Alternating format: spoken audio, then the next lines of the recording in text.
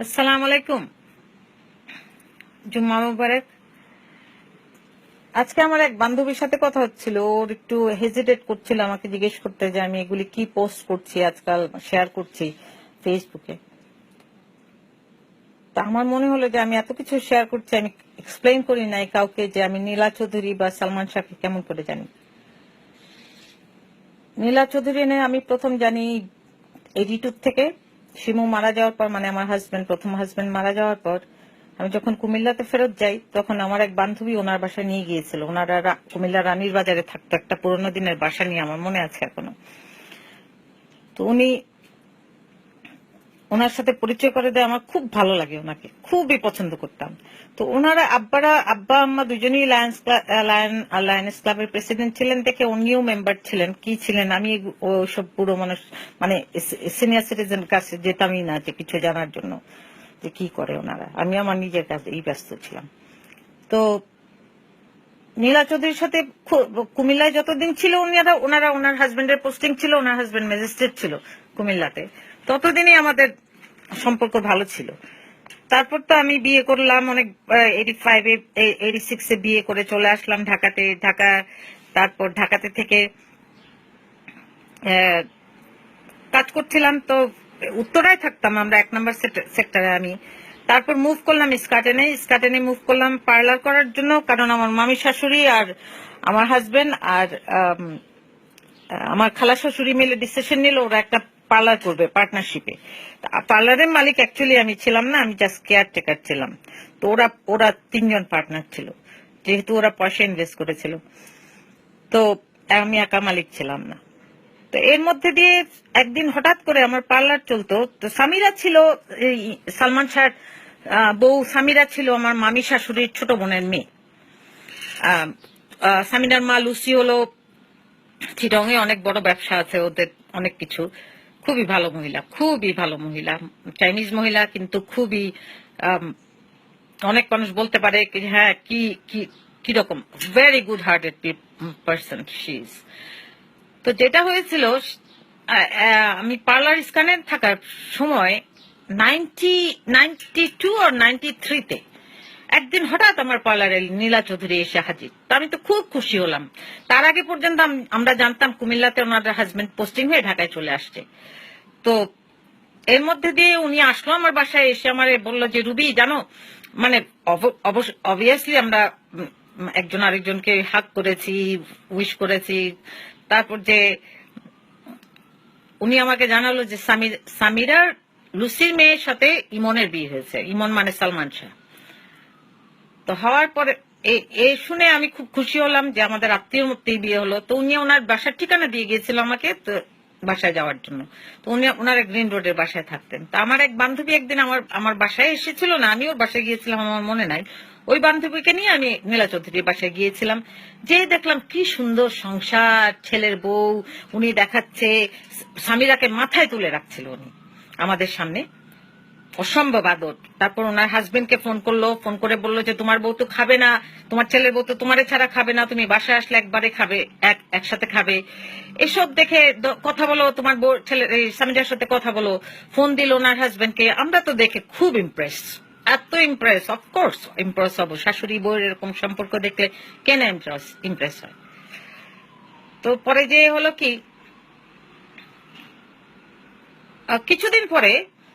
তার কিছুদিন পরে হঠাৎ করে আমি দেখি যে সামির আমার বাসায় আসলো।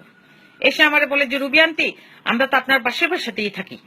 তো ইমন আমার যেহেতু আন্টি ডাকতো, সামিরাও আন্টি ডাকতো, না হলে আমি সম্পর্কে সামিরার ধারী হই। তো ও বলছিল এরকম যে ইমন তা আমি একটু বাসা নিয়েছো পাশের বাসায়, এত সুন্দর সংসার দেখলাম, শ্বশুর শাশুড়ির সাথে থাকো। এটা আমি মনে মনে বলছি, ওকে বলি নাই। তো কিছুদিন এরকম যাওয়ার পরে তারপর যে ও জানালো ওর মা সমস্ত বেডরুমের সমস্ত বাসার ফার্নিচার গুলি সমস্ত কিছু ওর মা কিনে দিয়েছে। তো বাসায় যেতে বললো, দেখতে বললো। গিয়েছিলাম মনে হয় একদিন দেখার জন্য। খুব একটা যেতে পছন্দ করতাম না ওর বাসায়, ওই লিফটে উঠার জন্য। লিফটে উঠতে ওই সময় ঢাকাতে খুব ভয় লাগতো আমার। তখন তো নতুন অ্যাপার্টমেন্ট হয়েছে মনে হয় যে স্কার্টেন প্লাজাতে। তো লিফটে উঠতে একটুই ভয় লাগতো আমার। আমি খুব একটা যেতাম না। আশেপাশের মানুষ জানতো যে আমি এই সামিরা বা ইমনের বাসায় যেতাম না। আর ওরা করে অভিনয় করতো, এদিকে যায় ওদিকে যায়। সামিরা সবসময় ইমনের সাথে শুটিং এ যেত। তো এইসব জিনিস নিয়ে আমার খুব একটা ইন্টারেস্ট ছিল না। তো যেহেতু সামিরার খালা আমার বিউটি পার্লারের মালিক, মানে আমাদের এই বিউটি পার্লারের মালিক আমার মামি শাশুড়ি সামিরার খালা, সেহেতু সামিরার 100% রাইট ছিল পার্লারে এসে বিনা পয়সায় সবকিছু করে যাওয়ার। তো যখনই সময় পেত ও এসে করতো, আমার পার্লারে মেয়েরা করে দিত, ওর কাছে গল্প শুনতো, ইমনের গল্প শুনতো। ইমনও আসতো মাঝে মাঝে আমাদের বাসা থেকে ওরে নিয়ে যাওয়ার জন্য। কিন্তু কোন ইয়ার আমার মনে নাই, এটা মনে হয় 84-এ, 85-এ হবে না, 85-এ বা 84-এ, না 95 বা 94-এ, সরি। ও তো 84-এর না, আমার 80-তে আমি পড়ে আসছি। 94 আর 95-এর মধ্যে কোনো এক সময় হঠাৎ করে সামিরা ওই দিন আমার বাসায় ছিল, বাসায় না পার্লারে ছিল। অনেক গল্প টল্প করে, অনেক পুরনো কথা মনে নেই, চলে গেল। তারপর বাসায় চলে গেল যে ইমন আসবে, আন্টি ইমন আসবে। তো কিছুক্ষণ পরে, প্রায় অনেকক্ষণ পরে দারোয়ান এসে, অনেকক্ষণ মানে 1 ঘন্টা বা 2 ঘন্টা হতে পারে, আমার এক্স্যাক্টলি মনে নাই, দারোয়ান এসে আমারে বললো যে রুবি আন্টি আপনারে সামিরা ভাবি ডাকছে উপরে যাওয়ার জন্য। তা আমি বললাম যে এইমাত্র গেল, আবার কি হলো যে ডাকলো উপরে যাওয়ার জন্য? উপরে যাওয়ার মানে ওদের ওদের অ্যাপার্টমেন্টে যাওয়ার জন্য। উপর মানে ওইটাই বুঝাচ্ছি আমি, যে ওদের অ্যাপার্টমেন্টে যাওয়ার জন্য। তো এরপরে যে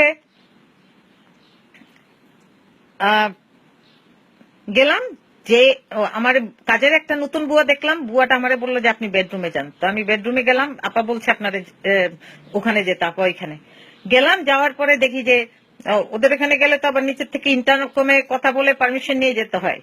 তো ও আগেই পারমিশন দিয়ে রেখেছিল দারোয়ানদের কাছে, যাতে দারোয়ান যেহেতু এসে বলে গেছে যে উনি ডাকে, তো আমার এত পারমিশনের ফোন করে দরকার ছিল না, জাস্ট সোজাই চলে গেছি। তো এর মধ্যে যে করলো কি, ওই আমি বেডরুমে গেলাম, যে আমি পুরো হয়ে গেছি। এই কি, এই মেয়ের শরীরে পুরা দাগ, পুরা মার খাওয়ার দাগ, অসম্ভব অসম্ভব খারাপ ভাবে মেরেছে ও। কে মেরেছে আমি ওটা ওই মুহূর্তে জানতাম না, সরি। অসম্ভব, আমি তো দেখে পুরা একদম, এত সুন্দর মেয়ে, একদম পুরা ছাড়খাড় করা অবস্থা ওর চেহারা শরীরের। আমি যে বললাম যে কে করলো এই জিনিস, কে করলো? বলে যে আন্টি ইমন আমারে মারছে। আমি তো শুনে বিশ্বাসই করতে পারি নাই প্রথমে, যে এরকম করতে পারে একটা। তারপর যে কিছুক্ষণ পরে ও যা ডেসক্রিপশন দিল, আমার পুরা শরীর শিউরে উঠছিল। মারামারি আমাদের ঘরে খুব একটা দেখি না, আমরা দেখিই নাই বলতে গেলে। কোনোদিনই আমার মনে হয় যে কোনোদিন দেখি নাই। আব্বারে মনে হয় একবার দেখছিলাম কাজ উপরে একটুখানি থাপ্পড় দিছিল, ওইটারও একটা অনেক বিরাট রিজন ছিল। হ্যাঁ, আমাদের ঘরে কোনো সময় এই মারামারি, এগুলি ভাঙ্গাভাঙ্গি জিনিস টিনিস আমরা দেখি নাই কখনো, আলহামদুলিল্লাহ। যাই হোক, ঝগড়াঝাটি যে হয় নাই তা না, ঝগড়া হয়েছে সবার বালি, মুখ দিয়ে হয়েছে। তারপর যেই কথা বলতেছিলাম যে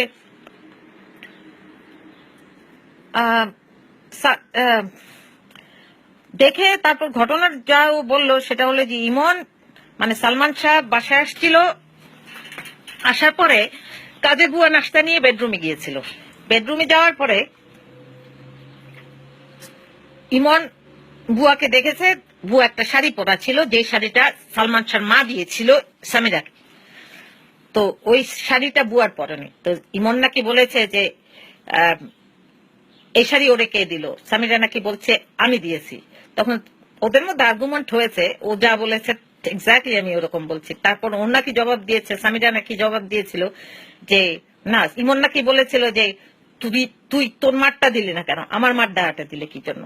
এই বলে নাকি মারামারি, কি ওর কথা থেকে মারামারি ওরে মেরেছে। সামিরা বলতে বলতে এত বলেছে যে মারার কথা এইভাবে যে ও বলছিল যে ওর নাক ফুল পড়ে গিয়েছিল মার খেয়ে, ওই নাক ফুল খুঁজতে গেছিল, তার মধ্যে নাকি এসে ওরে মানে মাটিতে পড়ে গেছে, যে ওরে নাকি লাথি মেরেছে ইমন। এইসব বিভৎস কাহিনী শুনে আমার তো ইমপ্রেশন কি হবে বুঝাই যায়। আমি তো পুরা ইয়ে করে, আমারে বারবার ও রিকোয়েস্ট করলো, রুবি আন্টি আপনি আমার আম্মাকে জানায়েন না, আমার আম্মাকে জানায়েন না। ও এর মধ্যে বলে ভুলে রাখি, ইমনের বাসায় সালমান শাহর বাসায় কোনো ফোন ছিল না। তো যত ওর মা বা শাশুড়ি যেই ফোন করতো আমার বাসাতেই ফোন করতো, যে কোনো সময় আমার ডেকে দিতে হতো। আমি খুব বিরক্ত হতাম। যদিও একবার নীলা চৌধুরীরে বলে দিয়েছিলাম যে ভাবি আজকে ঈদের দিন, কালকে ঈদের দিন, আজকে আমরা সবাই ব্যস্ত আছি, ভাবি একটু পরে ফোন করেন। তারপরে আর উনি কোনোদিন ফোন করেন না আমারে। যাই হোক, তো এই জিনিসের পরে আমি তো দেখে একদম অবাক হয়ে, তারপর আমার স্বামীরা বললো যে রুবি আন্টি প্লিজ আম্মাকে জানাবেন না। তখন আমি বের হয়ে আমি চিন্তা করলাম, এই মেয়ে যদি একদিন মরে যায় এখানে, তারপর আমি ওর মার কাছে কি জবাব দিব? যে তোমার পাশে রুবি ছিল, আর রুবি তোমার পাশে সামিরা ছিল, তুমি ও মার খাইছে তুমি জানাইলা না? তো সামিরার খালাতো বোন, মানে আমার মানুষ, আমার হাজবেন্ডের মামাতো বোন, ওরা দুজন, আমি ওরে ফোন করলাম, মনিকারে ফোন করে বললাম, মনিকা এই ঘটনা তোমার কি মনে হয় আমার লুসিরে জানানো উচিত? তখন মনিকা বললো যে হ্যাঁ রুবি, আমার মনে হয় আমার খালারে তোমার ঘটনাটা জানানো উচিত নিজের থেকে, যা যা তুমি দেখছো, কারণ কিছু হলে পরে তোমার উপরে ইয়ে মানে বুঝালো যে তোমারে বলতে পারে যে তুমি ছিলা কোথায়। তো যাই হোক, এই ঘটনা গেল। ইমন জানতো না যে আমি জানতাম। তো কিছুদিন পরে আবার সামিরা আসলো। বাসায় আসার পরে আমি জিজ্ঞেস করলাম যে আচ্ছা একটা কথা বলো তো, সামিরার মাও আমি জানিয়েছিলাম সামিরার মাকে, ওরা চিটং থেকে আসছিল, কি কি আমি এগুলি জানি না। যাই হোক, এরপরে যে 85 এর অক্টোবরে মনে হয়, আমার মনে হয় এই জন্য একটু মনে আছে, আমার ননার শাসার কথা ছিল, ইন্ডিয়ার থেকে অনেক মানুষ নিয়ে, ওনার ফ্যামিলির মানুষ নিয়ে। তা আমি ওই জিনিস নিয়ে ব্যস্ত ছিলাম। তো সামিরা যে কথা বলেছিল এই কথাটা বলেনি, যে সামিরা বলেছিল যে আমি যখন ঠিক হয়, আমি বললাম যে ইমনের জিজ্ঞেস করেছিলাম যে কি হলো মার খাওয়ার পরে, তখন ও যেটা বলেছিল যে রুবি আন্টি, আমি বলেছিলাম যে তোমার বাপ মার এত আছে, তুমি মার খেয়ে কেন থাকো? তখন বলছিল যে রুবি আন্টি পরে ইমন অনেক কান্নাকাটি করে, রিগ্রেট করে। তো আমি ওদের ছেড়ে দিচ্ছি, ওদের মতো আমার কি সমস্যা, কারো কিছু হলে না হলে। যাই হোক, এরপরে যে 1995 সনে অক্টোবরে মনে হয় হঠাৎ করে আবার দারোয়ান এসে বললো যে, এবার বললো যে আপনারে বাসায় যেতে বলছে, ভাবির মা আপনারে ডেকে পাঠাইছে, সামিরা ভাবির মা আপনাকে ডেকে পাঠাইছে। আমি গেলাম উপরে, আমি বললাম আবার লুসি কখন আসলো তাও জানি না, লুসি আসলেও আমার সাথে দেখা করতো না, ওই বাড়ি কেন ডেকে পাঠালো আমি জানি না। তো উপরে গেলাম, যাওয়ার পর দেখি যে অনেক মানুষ বসে আছে একটা মিটিং এর মতো, আর অনেক মানুষের চেহারা আমি চিনি না। একজনের যারা চিনতাম সেটা হলো যে জেনারেল শওকত আলী, উনি ছিল এখানে, ওই অ্যাপার্টমেন্টে উনি থাকতেন স্কাটেন প্লাজাতে। জেনারেল শওকত আলীর কথা আমার মনে আসছে, কারণ আমাদেরই জিওসি ছিল তো যশোরে, এই জন্য মনে আসছে। জেনারেল শওকত আলী ছিল, মনে হয় আরো বাইরের কিছু লোক ছিল, সামিরার মা ছিল, সামিরার বাবা ছিল নাকি আমার এক্স্যাক্টলি মনে নাই, সামিরার শ্বশুর শাশুড়ি ছিল, সালমান শাহর মা বাবা। এর মধ্যে সামিরা মার খাওয়া অবস্থায় বসেছিল। আমি দেখলাম যে বাসার যে সেন্টার টেবিলটা ছিল ওটা কাচের গ্লাস ছিল, উপরে টপটা ওইটা ভাঙ্গা, এত খারাপ ভাবে মেরেছে। আস্তে করে সামিরারে জিজ্ঞেস করে যখন করি যে পালুসিরা, আমার মনে নেই এক্স্যাক্টলি, ওরা যে ডেসক্রিপশন দিল সামিরাকে নাকি এবার এই মানে যে গেস্ট ছিল ওদের সামনে মারা হয়েছে।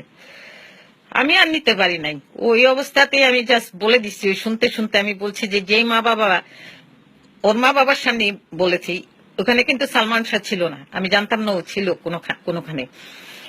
তা আমি জাস্ট আমার মুখটারে আমি সামলাতে পারি না, আমি জাস্ট বলে দিয়েছি যে মা বাবা ভালো শিক্ষা দেয় সেই ছেলে কোনোদিন বউয়ের গায়ে হাত তুলে না। তারপর পরই আমি দেখি যে ইমন বেডরুমের সাইড থেকে বের হয়ে আমার এসে বললো যে রুবি আন্টি আপনি আর আমার বাসায় আসবেন না। তা আমিও সোজা জবাব দিয়ে বলছি যে তোমার বাসায় কে আসতে চায়, আমার অ্যাটিচিউড ওরকম ছিল। তা আমি চলে আসছি। তার মধ্যে কিন্তু এত বছরে এতদিনে কোনোদিনই আমার আর কোনোদিন ইমনের সাথেও দেখা হয় নাই, সালমানের সাথেও দেখা হয় নাই, আর সামিরার সাথেও দেখা হয় নাই। এত বছর হয়ে, মানে একটা বছর আমাদের বাসাটা ছিল একই রাস্তার উপরে, গাড়ি ঢুকতে গেলে একই রাস্তা দিয়ে ঢুকতে হতো, কিন্তু কোনোদিন আর দেখি নাই। মনে মনে একটু কষ্ট ছিল সামিরার উপরে যে হ্যাঁ তোমারই জন্য আমি সাফাই গেলাম, আর তুমি কোনোদিন এসে বললা না যে হ্যাঁ রুবি আন্টি ঠিক আছে, ইমন এই জিনিসটা বলছে, আপনি মনে কষ্ট নিয়েন না। ও কোনোদিন আসে নাই। তারপর যে ওইটা সেপ্টেম্বরের 6 তারিখে সকাল বলবো না, ওই দুপুরের দিকে। আর কি ঘটনার জন্য আমার হাজবেন্ড বাসায় ছিল আমি জানি, ওটা বলতে চাই না, ওই লম্বা ঘটনা। তো ওই দিন আমার বাসায় ফোন করে সুইটি ভাবি ছিলেন সামিরার পাশের বাসার মহিলা, ওই অ্যাপার্টমেন্টেই, আমার এক্স্যাক্টলি মনে নাই উনি পাশে ছিলেন না কোনোখানে।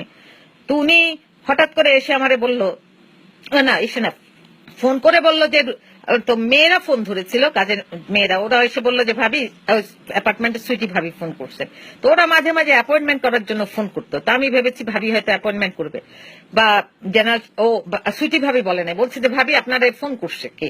তো আমি বললাম কে, বললো সুইটি ভাবি, এরকম কিছু। আর অনেকদিন আগের ঘটনা, মনে থাকে না।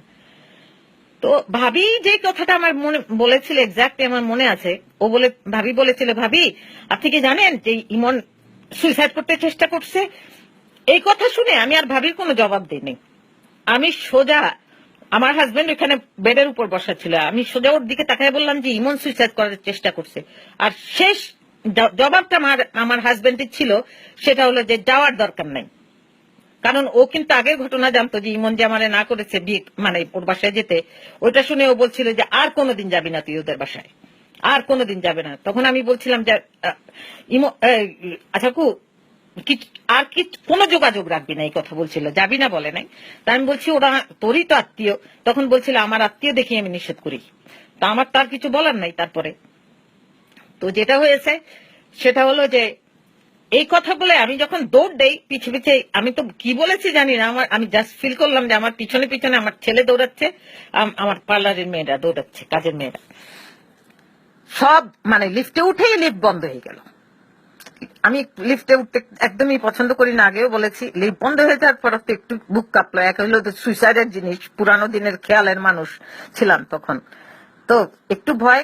তারপর যাই হোক, আমি তো একা ছিলাম না, আরো মানুষ ছিল, কে ছিল জানি না। তো যাই হোক, লিফট চালু হলো যখন, আবার লিফটটা ছিল ঠিক ইমনের বাসার মেইন ডোরের উল্টা দিকেই ছিল লিফটের দরজাটা, আমার মনে হয়। হ্যাঁ, তো ওই দরজা লিফটটা খোলার পরেই, সোজা যাওয়ার পরেই আমি দেখলাম যে ইমনের লাশ কিছু মানুষ মানে লাশ বলবো, তখন তার আমি জানি না লাশ, এখন বলি ইমনের বডিটা পুরা ধরে অনেকজন মানুষ ধরাধরি করে নিয়ে যাচ্ছে। তো ওদের জায়গা করার জন্য দরজাটা দিয়ে আমি এক সাইডে সরে গেলাম, দরজা ঢুকার আগেই এক সাইডে সরে আমি জাস্ট ইমনের চেহারাটা দেখলাম।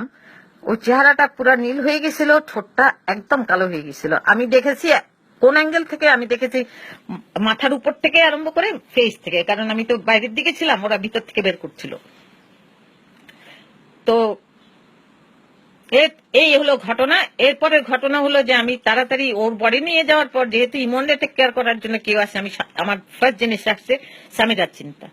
তো আমি বাসার ভিতর ঢুকেই দেখি যে সামিরা, ওদের ড্রয়িং কাম ডাইনিং ছিল, আমি বাসার ভিতর ঢুকেই দেখি যে সামিরা ডাইনিং টেবিলের পাশেই মেঝেতে, মানে ফ্লোরে বসে আছে। আমাদের দেখেই চিৎকার করে ওখানে বসা অবস্থায় বললো যে রুবি আন্টি ইমন আর নাই, ইমন মারা গেছে।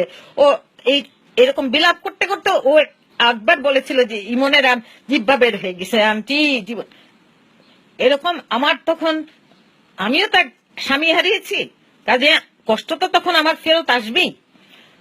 আমিও ওরে সান্ত্বনা দিচ্ছিলাম যখন, ওই সময় আমি একটা গলা শুনলাম হঠাৎ করে মাটিতে বসেই, আমি ওরে কোলে, আমার কোলের মধ্যে মাথা রাখিয়ে আমি ওর মাথায় হাত বুলাচ্ছিলাম, সান্ত্বনা দিচ্ছিলাম। ওই সময় আমি একটা কথা শুনলাম হঠাৎ করে যে সামিরা কাইন্দো না, তুমি আমার ছেলেরে মারছো। তখন সামিরা উঠে আমার কোল থেকে উঠে জবাব দিচ্ছিল যে আমি কেমন করে আপনার ছেলেরে মারলাম। তখন উনি নীলা চৌধুরী ছিল, এটা আমি ফিরেতে দেখছি, বললো বিল্টু তাড়াতাড়ি একটা তালা নিয়ে আসো, বাসার মধ্যে তালা মারো। তখন তো আমরা তো একটা এমন সিচুয়েশনে যে কার বাসায় গেছি তখন বুঝতে পারতেছি না, আমরা কি সামিরার বাসায় গেছি না নীলা চৌধুরীর বাসায়। তা আমাদের সবাই ওখানে যারা ছিল, তোদের ওই ফিলিংসটা ছিল যে তাড়াতাড়ি এখান থেকে বাইর হও। তো আমরা যখন বের হচ্ছি, সত্যি কথা বলতে আমি কিন্তু সামিরার কথা তখন ওই মুহূর্তে চিন্তা করি নাই, আমি আমার সম্মানের কথা চিন্তা করেছি। তখন বের হয়েছে যে সামিরা আমাদের সাথে বের হয়ে গেছে, ও খালি পায়ে ছিল। এটা এখন আমার মনে পড়ে, কারণ এক পায়ে, কারণ ও পরে যে খেয়াল করেছি, তখন খেয়াল করি নাই। ও আমাদের সাথে বের হয়ে যায়, তখন ওই ফ্ল্যাটের অ্যাপার্টমেন্টের সব মানুষ ছিল ওইখানে, সবাই আমরা দাঁড়িয়ে আছি বারান্দার মধ্যে, ব্যালকনিতে। এর মধ্যে একটা ওর স্বামীরার পাশের বাসায় মনে একটা বয়স্ক লোক ছিলেন, আমি মনে নাই আমার নাম, উনি এসে সামিরা বললো যে মা তুমি আমার বাসায় চলো। আমি যে হাফ ছেড়ে বাঁচলাম, কারণ আমি তো ওরে বাসে নিতে পারতাম না, আমার জামাই তো আমার উপর খেপে যেত। আলহামদুলিল্লাহ, এতটুকুই বলি এখন পর্যন্ত, তারপরের ঘটনা পরে বলবো ইনশাল্লাহ।